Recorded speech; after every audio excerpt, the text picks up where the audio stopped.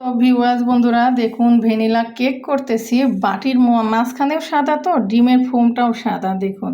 আর ডিমের কুসুমগুলি আলাদা করে রেখে দিয়েছিলাম। আর এই তো ডিমের কুসুম, আর এদিকে আমি এখন চকলেট এসেন্স ব্যবহার করতেছি। এই তো চকলেট এসেন্স দিয়ে দিলাম। আর এখানে খাবার রেগুলার যে সাদা তেলটা আছে সেই তেলটা ব্যবহার করব। এই তো তেলটা দিয়ে দিলাম। তেল দেওয়া হয়ে গেছে। এখন আমি আবার বিট করে নিব।